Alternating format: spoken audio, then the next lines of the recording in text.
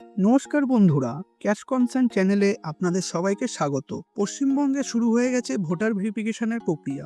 আর এই প্রক্রিয়া নিয়ে এসেছে একটি অত্যন্ত গুরুত্বপূর্ণ এবং চমকপ্রদ খবর। আধার কার্ড, রেশন কার্ড এবং ভোটার কার্ড, এই তিনটি গুরুত্বপূর্ণ নথি এখন আর নাগরিকত্বের প্রমাণ হিসেবে ব্যবহার করা যাবে না। নির্বাচন কমিশন এই প্রক্রিয়ার জন্য তিনটি নতুন নথি যুক্ত করেছে। আজকের এই ভিডিওতে আমরা এই নতুন নিয়মাবলী এবং আপনার নাগরিকত্ব প্রমাণের জন্য কি ডকুমেন্ট লাগবে তা নিয়ে বিস্তারিত আলোচনা করব। ভিডিওটি প্রথম থেকে শেষ পর্যন্ত অবশ্যই দেখবেন। আর আপনারা যারা নতুন তারা চ্যানেলটি সাবস্ক্রাইব করে রাখবেন এর উপরে নেক্সট ভিডিও পাওয়ার জন্য। প্রথমে যে বিষয়টি আপনাদের জানতে হবে, আদালত স্পষ্ট জানিয়ে দিয়েছে যে শুধুমাত্র আধার কার্ড, প্যান কার্ড বা ভোটার আইডি কার্ড থাকলেই কোনো ব্যক্তি ভারতের নাগরিক হয়ে যান না। এই নথিগুলি কেবল পরিচয়পত্র হিসেবে বা বিভিন্ন পরিষেবা পাওয়ার জন্য ব্যবহৃত হয়। শুধুমাত্র এই নথিগুলি নাগরিকত্ব আইনের অধীনে প্রমাণিত হয় না আপনি ভারতীয় নাগরিক। এর মানে কি? এর মানে হলো আপনার নাগরিকত্ব প্রমাণের জন্য আরও নির্দিষ্ট কিছু নথির প্রয়োজন হবে। তাহলে প্রশ্ন হচ্ছে, ভারতের নাগরিকত্ব প্রমাণের জন্য আপনার কাছে কি ডকুমেন্টস থাকা দরকার? নির্বাচন কমিশন তিনটি নতুন এবং অত্যন্ত গুরুত্বপূর্ণ নথি যুক্ত করেছে। চলুন এক এক করে জেনে নিই। প্রথমে যে নথির কথা বলা হয়েছে সেটি হচ্ছে জন্ম সার্টিফিকেট। এটি একটি মৌলিক এবং প্রাথমিক নথি।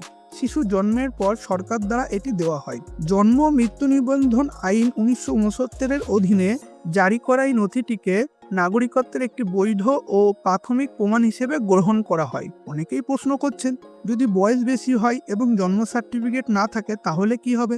সেক্ষেত্রে 2002 সালে ভোটার লিস্টে যদি আপনার বাবা মায়ের নাম থাকে তাহলে ভোটার ভেরিফিকেশনের ক্ষেত্রে কোনো সমস্যা হবে না। তবে আপনি চাইলে জন্ম সার্টিফিকেট বানিয়ে নিতে পারেন। পশ্চিমবঙ্গের জন্ম মৃত্যু নিবন্ধনের অফিসিয়াল ওয়েবসাইটে ডিলে রেজিস্ট্রেশন বা delay birth certificate registration option রয়েছে।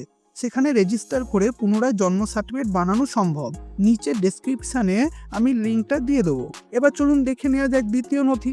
দ্বিতীয় নথি হচ্ছে দশম ও দ্বাদশ শ্রেণীর সার্টিফিকেট। জন্ম সার্টিফিকেট ছাড়াও আপনার স্কুল থেকে প্রাপ্ত মাধ্যমিক এবং উচ্চ মাধ্যমিক সার্টিফিকেটগুলোও নাগরিকত্বের বৈধ প্রমাণ হিসেবে বিবেচিত হবে। ভোটার ভেরিফিকেশনের সময় আপনারা এই সার্টিফিকেটগুলি দেখাতে পারবেন। তৃতীয় নথি হচ্ছে ডোমিসাইল সার্টিফিকেট। এটি একটি অত্যন্ত শক্তিশালী প্রমাণ যা রাজ্য সরকারের দ্বারা জারি করা হয়। এই সার্টিফিকেট পেতে হলে ব্যক্তিকে সংশ্লিষ্ট রাজ্যে কমপক্ষে 3 বছর ধরে বসবাস করতে হবে। পশ্চিমবঙ্গের ক্ষেত্রে আপনারা নিজেদের মোবাইল ফোন থেকে ই-ডিস্ট্রিক্ট পোর্টালে গিয়ে নাম রেজিস্টার করে এবং ফর্ম ফিল আপ করে এই সার্টিফিকেট বানাতে পারেন। নির্বাচন কমিশনের 11টি নথির তালিকাতে ডোমিসাইল সার্টিফিকেট অন্তর্ভুক্ত রয়েছে। এছাড়াও বিশেষ ক্ষেত্রে সরকার দ্বারা জারি করা জমি বরাদ্দ শংসাপত্র বা জমির দলিল, যে পেনশন অর্ডার কপি, আপনারা যারা পেনশন পান তারা জানেন অর্ডার কপিতে পিপিও নাম্বারটা লাগবে, এবং 1987 সালের আগের ব্যাংক অ্যাকাউন্ট বা পোস্ট অফিসের বই। এই নথিগুলি নাগরিকত্বের প্রমাণ হিসেবে ব্যবহার করা যেতে পারে, বিশেষ করে যদি সেগুলি 1927 সালের আগেকারের হয়। তবে একটি বিষয় মাথায় রাখা খুব জরুরি, আদালতের মতে যদি কোনো ব্যক্তির বিরুদ্ধে বিদেশি হওয়া বা জাল নথি ব্যবহারের অভিযোগ আসে তাহলে শুধুমাত্র পরিচয়পত্রগুলির ওপর নির্ভর করা যাবে না। এই বিষয়টি কঠোরভাবে নাগরিকত্ব আইন 1955 অনুযায়ী যদি আপনার বিরুদ্ধে বিদেশি হওয়া বা জাল নথি ব্যবহারের অভিযোগ ওঠে তাহলে আইনি ব্যবস্থা নেওয়া হবে।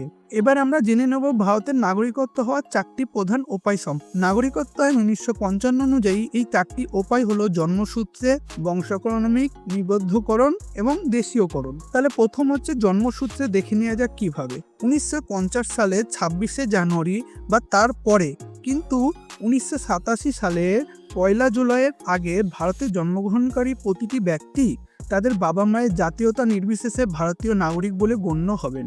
1987 সালের 1 জুলাইয়ের পরে এবং 2004 সালের 3 ডিসেম্বরের আগে ভারতে জন্মগ্রহণকারী একজন ব্যক্তি ভারতীয় নাগরিক বলে গণ্য হবেন যদি তার জন্মের সময় তার বাবা মায়ের মধ্যে একজন ভারতের নাগরিক হন। 2004 সালের 3 ডিসেম্বরের পরে ভারতে জন্মগ্রহণকারী একজন ব্যক্তি ভারতীয় নাগরিক বলে গণ্য হবেন যদি তার বাবা মায়ের মধ্যে একজন ভারতীয় নাগরিক হন এবং অন্যজন অবৈধ অধিবাসী না হন। এখানে একটি গুরুত্বপূর্ণ তথ্য হলো, যদি 2002 সালে ভোটার লিস্টে আপনাদের বাবা মায়ের নাম থাকে তাহলে ভোটার ভেরিফিকেশনের ক্ষেত্রে আপনাদের আর কোনো সমস্যাই হবে না। যদি কোনো ব্যক্তির জন্ম ভারতের বাইরে হয়ে থাকে কিন্তু তার বাবা মায়ের মধ্যে একজন ভারতীয় নাগরিক হন, তাহলে তিনি আবেদন করে ভারতের নাগরিকত্ব পেতে পারেন। ভারতীয় বংশোদ্ভূত একজন ব্যক্তি যিনি কমপক্ষে 7 বছর ধরে ভারতে বসবাস করছেন, তিনি নিবন্ধীকরণের মাধ্যমে ভারতীয় নাগরিকত্বের জন্য আবেদন করতে পারেন। একজন ব্যক্তি যিনি একজন ভারতীয় নাগরিককে বিবাহ করেছেন এবং কমপক্ষে 7 বছর ধরে ভারতে বসবাস করছেন, তিনিও নিবন্ধকরণের মাধ্যমে নাগরিকত্বের জন্য আবেদন করতে পারেন। 4 নম্বর হচ্ছে দেশীয়করণ। যে কোনো ব্যক্তি যিনি 12 বছর ধরে বসবাস করছেন এবং নাগরিকত্ব আইনের 1955 তৃতীয় তফসিল অনুযায়ী নির্ধারিত শর্তগুলি পূরণ করেন, তিনি দেশীয়করণের মাধ্যমে নাগরিকত্বের জন্য আবেদন করতে পারেন। নাগরিকত্ব পাওয়ার জন্য একজন ব্যক্তিকে ভারতের নাগরিকত্ব আইন 1955 দ্বারা নির্ধারিত প্রয়োজনীয়তা পূরণ করতে হবে এবং অনলাইন এবং অফলাইন আবেদন করতে পারেন। সারসংক্ষেপে বলতে গেলে নির্বাচন কমিশন এবং সুপ্রিম কোর্ট পরিষ্কারভাবে জানিয়ে দিয়েছে যে পশ্চিমবঙ্গে বা সারা ভারতে Aadhaar card, voter card, PAN card, ration card দেখিয়ে ভারতের নাগরিকত্ব প্রমাণ করা যাবে না। এর সঙ্গে সঙ্গে আরও কিছু ডকুমেন্ট আপনাকে দেখাতে হবে। জন্ম সার্টিফিকেট, ডোমিসাইল সার্টিফিকেট এবং আপনার দ্বাদশ একাদশ শ্রেণীর স্কুল সার্টিফিকেট নাগরিকত্ব প্রমাণ হিসেবে উপরের ডকুমেন্টের সঙ্গে সংযুক্ত করতে হবে। বিহারে 11টি নথির কথা বলা হয়েছে এবং পশ্চিমবঙ্গের ক্ষেত্রেও আমরা অনুমান করতে পারি একই প্রক্রিয়া অনুসরণ করা হবে। আশা করি এই ভিডিওতে আপনাদের প্রত্যেকের জন্য তথ্যপূর্ণ সহায়ক হয়েছে। যদি ভিডিওটি ভালো লাগে তাহলে একটা লাইক করবেন, বন্ধুদের সাথে শেয়ার করবেন, আর নতুন হয়ে থাকলে চ্যানেলটি সাবস্ক্রাইব করবেন যাতে নেক্সটে এই উপরে ভিডিও আসলে আপনি আপনার স্ক্রিনে সবার প্রথম দেখতে পান।